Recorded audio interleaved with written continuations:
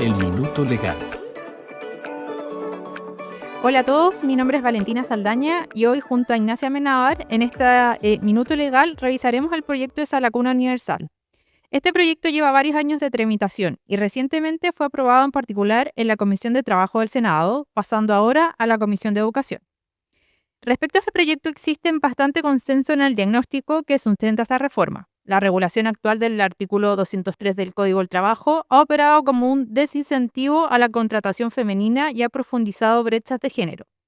Dicho eso, la pregunta hoy ya no parece ser si el diagnóstico es correcto, sino si el diseño del proyecto logra hacerse cargo de esos problemas sin generar nuevos riesgos. Ignacia, en ese contexto, ¿qué es lo que efectivamente cambia con este proyecto y dónde ves hoy los principales nudos? Hola Valentina, muchas gracias. Sí, bueno, un poco como contexto, muchos saben que este proyecto inicialmente se presentó bajo el gobierno del expresidente Sebastián Piñera en su segundo mandato y posteriormente el gobierno de Boric presentó dos indicaciones sustitutivas, una el año pasado y otra este año, que es la que actualmente nos estamos haciendo cargo, que obviamente cambia varios elementos importantes del proyecto de ley y que es lo que ahora vamos a desarrollar. Em, y también mantiene varios de los ejes principales del proyecto inicial, digamos. Em, el proyecto introduce un cambio estructural muy relevante, que es la eliminación del requisito de 20 trabajadoras que actualmente regula el Código del Trabajo y extiende este derecho de sala cuna a todas las personas trabajadoras, ya sean hombres y mujeres, bajo un principio o un enfoque de corresponsabilidad. Y creemos que en el fondo este diagnóstico es correcto y es compartido, o sea, la regla actual ha operado como una barrera, ¿no es cierto?, en la contratación femenina y obviamente eso ha generado que hay una reducción, que hay distintos estudios que lo avalan, de entre un 9% y 20% en los salarios de inicio en las mujeres y obviamente desincentivos en su contratación formal. En su tramitación más reciente, ¿vale? El proyecto, como tú bien mencionaste, fue aprobado en particular por la Comisión de Trabajo y fue despachado a la Comisión de Educación. Esta semana ya se puso en tabla para ser discutido. La semana antepasada se inició su discusión, pero fue netamente una presentación por parte del Ejecutivo a los parlamentarios de en qué consiste el proyecto. Pero al menos en los avances más relevantes que han ocurrido en la Comisión de Trabajo, que fue la instancia anterior en la que estuvo radicado el proyecto, se consolidó este principio de universalidad que venimos conversando.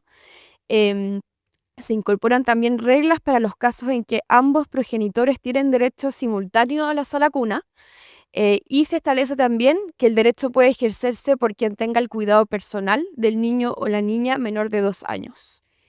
Y por supuesto, uno de los cambios más importantes es la creación de este fondo de sala cuna que será administrado por el Instituto de Previsión Social, que busca financiar este beneficio mediante una cotización adicional que llegará gradualmente al 0,3% de la remuneración imponible, donde un 0,2 estará a cargo del empleador y el 0,1 restante estará a cargo bajo las personas, digamos, mediante el seguro de cesantía. Y habrá también un fondo transitorio que va a operar durante los primeros años, que será también supervisado por la superintendencia. Esto es más o menos hasta aquí, así como a grandes rasgos, el diagnóstico y los objetivos del proyecto. Ahora, el problema está en el cómo, porque desde la Cámara hemos visto que hay como bastantes nuevos críticos a nivel de implementación. Entonces, recién nos comentaste que el diagnóstico del proyecto es ampliamente compartido. Perfecto. Pero cuando uno revisa el texto aprobado en comisión y las indicaciones incorporadas, surgen las dudas de si este diseño logra o no traducir bien ese diagnóstico en una solución sostenible y que avale todo el proceso legislativo que ha tenido. ¿Dónde dirías que aparecen las principales tensiones entre los objetivos de este proyecto y su forma concreta al momento de implementarse? Sí, yo diría que uno de los principales problemas, dentro de muchos otros, digamos, es que el proyecto crea un fondo que es financiado nuevamente con una cotización a cargo del empleador, que sube, como mencioné anteriormente, gradualmente hasta un 0,3. Esto implica un aumento permanente en el costo laboral, que es especialmente sensible para la micro, pequeña y mediana empresa, en un contexto donde ya existen múltiples alzas regulatorias y han habido un montón de reformas a nivel laboral que han aumentado los costos de los empleadores. Entonces, esta creación del fondo de sala cuna, financiado principalmente vía cotización, es uno de los cambios estructurales más grandes del proyecto. Pero al revisar los estudios, muchos de ellos muestran que el impacto agregado podría ser neutro, pero esto descansa en un supuesto clave, ¿no es verdad? Que este fondo cubre efectivamente el costo real del servicio. Si analizamos qué problemas se generan bajo la no concurrencia de su supuesto y el financiamiento resultante final, ¿este logra ser suficiente? Ese también es un tema muy crítico porque el proyecto fija un aporte máximo de 4,11 UTM sin haber una justificación técnica que respalde este monto. No hay una certeza que cubra este costo real en una sala cuna promedio. Entonces, tampoco se aclara en el fondo cómo este fondo va a poder ser efectivo para cubrir una sala cuna. O sea, si tú en el fondo ves en el mercado, las salas cunas están costando alrededor de 420 a 450 mil pesos mensuales, y en el fondo el proyecto como que no aclara bien este punto. O sea, yo creo que es un tema que va a ser particularmente discutido en la Comisión de Educación, especialmente en muchas zonas del país que en el fondo el costo de la sala cuna es mucho más caro que en otras. Obviamente, si nos vamos como a zonas más rurales, etcétera, quizás sí podría estar cerca de ese monto, pero claramente ahí hay un tema del financiamiento que hay que hacerse cargo.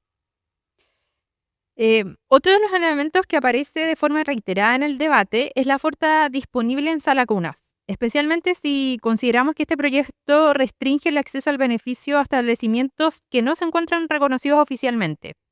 ¿Qué ocurre si el derecho se amplía en la ley, pero la oferta efectiva no alcanza para absorber esta demanda, particularmente pensándolo fuera de las grandes ciudades? Efectivamente, ahí como contexto para los que nos están escuchando, el reconocimiento oficial es como una suerte de autorización fundamental que tiene un Estado para que un establecimiento funcione y otorgue títulos válidos y cumple como requisitos que en el fondo son otorgados por el Mineduc. Y por otra parte existe la acreditación, que es un proceso más bien voluntario, que en el fondo certifica una calidad mínima para que una sala cuna opere en términos de higiene, de infraestructura, entre otros. Entonces hay muchas salas cunas que actualmente tienen esta autorización, pero no tienen este reconocimiento oficial. Y lo que hace el proyecto de ley es exigir que en el fondo la sala cuna tenga este reconocimiento oficial, dejando fuera a este montón de salas cunas que todavía no lo tienen. Y otorga una norma transitoria de 12 meses para que una sala cuna pueda efectivamente tener finalmente el reconocimiento oficial, pero eso en la práctica es muy difícil porque, como bien ya sabemos, el Estado, las tramitaciones como burocráticas son muy lentas, digamos. Entonces es muy probable que llegar a un reconocimiento oficial sea muy lento, y eso obviamente desplazaría un montón de salas cunas que tienen solamente una autorización y quedarían en teoría fuera del sistema. Y yo creo que esto también es algo que va a ser ampliamente discutido en la Comisión de Educación. Importantes las definiciones en este aspecto, entonces. Además, si lo cruzamos, esta variable, más la del financiamiento, la oferta restringida y las incertidumbres que puede generar de los costos, surge además la preocupación por posibles efectos no deseados, ¿no es verdad? ¿Qué va a pasar si existe el riesgo de que estos proyectos, que si bien están pensados para fomentar el empleo femenino, terminen generando desincentivos a la contratación formal o empujando la informalidad laboral de las mujeres? Claro, esto es algo que se ha analizado y que ojalá no se genere esta suerte como de paradoja. No es verdad que finalmente, si el sistema aumenta costos y restringe oferta, el riesgo es que en el fondo haya una menor contratación formal, haya mayor informalidad, em, y en el fondo al final ocurra lo contrario, que no se quiera como realmente avanzar en proyectos como estos. Entonces, se cumple el objetivo contrario al proyecto de ley, que es buscar promover el empleo femenino y la corresponsabilidad. Además de lo que ya hemos comentado, otro punto que ha generado bastante debate es la eliminación del bono compensatorio, que hoy ha sido validado por la Dirección del Trabajo y funciona como una solución en contextos donde no existe ofertas cercanas. Pero, ¿qué implicancias prácticas puede tener esta eliminación completamente, eliminando completamente esta alternativa, tanto para los empleadores como para las trabajadoras que hacen uso de este beneficio? Sí, aquí también se genera un gran problema porque el bono compensatorio es altamente usado hoy en día. Entiendo que en torno a un 64% de las mujeres usa el bono compensatorio. Y esto significa que básicamente el empleador eh, deposita una suerte de suma similar a lo que costaría una sala cuna para niños que por diversas razones no pueden asistir a una sala cuna, y se usa este bono para compensar y, por ejemplo, contratar a una persona que ayude en la casa con este niño, etcétera. Y esto es algo que ya está altamente instalado en la práctica. Y en el fondo lo que también se podría generar con esto es que cómo retrotraes un derecho que ya está adquirido, ¿no es cierto? O sea, todas estas mujeres que ya cuentan con este bono compensatorio ya no podrían acceder a él, o no está, como no está regulado realmente en el proyecto. Y también se podría generar un riesgo de judicialización, porque en el fondo podrían haber mujeres que dirían, oye, yo ya contaba con esto, y en el fondo acudir a los tribunales para que en el fondo amparen este derecho que ya había sido otorgado. Entonces es un tema complejo que también hay que hacerse cargo durante la tramitación del proyecto de ley. Ignacia, lo que recientemente nos comentas es súper importante, sobre todo considerando la gradualidad que debería tener este proyecto al momento de implementarse. ¿Cuál es lo que se ha discutido? ¿Qué elementos se estipulan que se van a aplicar progresivamente y cómo se ha dado la discusión a este respecto? Sí, mira, efectivamente el proyecto tendrá una implementación gradual. A los 6 meses entra en vigencia la cotización del 0,2% a cargo del empleador, preparando así el fondo antes de abrir el beneficio. Y también hay una habilitación progresiva del derecho. A los 12 meses el derecho se activa para las mujeres trabajadoras. Esto ha sido como un poco como una bandera del Ministerio de la Mujer, de efectivamente comenzar con las mujeres, lo cual hace harto sentido. A los 24 meses ya se incorpora también a los hombres, y ahí en el fondo ya queda expandido en el fondo universalmente y de forma controlada. Entonces, la operación plena del sistema, podríamos decir que a los 30 meses el sistema entra en régimen completamente, con una cotización total del 0,3% y un funcionamiento completo del modelo de financiamiento. Súper claro, Ignacia. Y si analizamos los siguientes pasos de la tramitación legislativa, ¿qué es lo que se nos viene? Em, Tal como, bueno, como mencionamos antes, el proyecto de ley ahora se va a la Comisión de Educación, ya está en la Comisión de Educación. El Ejecutivo ya hizo una presentación del proyecto de ley. En dicha instancia, los parlamentarios se vieron bastante contestes a llegar a acuerdos, a avanzar en el proyecto de ley. Va a haber un pequeño periodo de audiencias que deben recibir a invitados en dicha instancia. Y es altamente probable que también se presenten indicaciones. Yo creo que particularmente en el tema del reconocimiento oficial. em, y ya después de eso pasaría a Hacienda, otra instancia muy importante donde se evalúa todo el tema del presupuesto y como análisis financiero del proyecto de ley. Y ya después a Sala.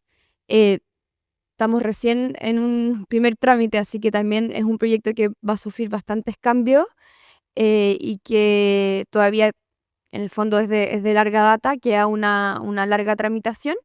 Yo no sabría decirte con certeza si es un proyecto que se va a aprobar antes del cambio de gobierno, pero sin duda es un proyecto que ya se instaló en la agenda pública y que tiene que salir en algún momento, independiente de si se mantenga las condiciones actuales del proyecto o vayan a haber modificaciones en las próximas instancias. Súper claro entonces los nudos de este proyecto. Te agradecemos, Ignacia, por la presentación. En Minuto Legal vamos a seguir atentos a esta discusión porque aquí no está solo en juego una política de cuidado, sino también un equilibrio entre la equidad de género, el empleo formal y la sostenibilidad del sistema laboral. Gracias, Ignacia. Gracias a ti. El Minuto Legal.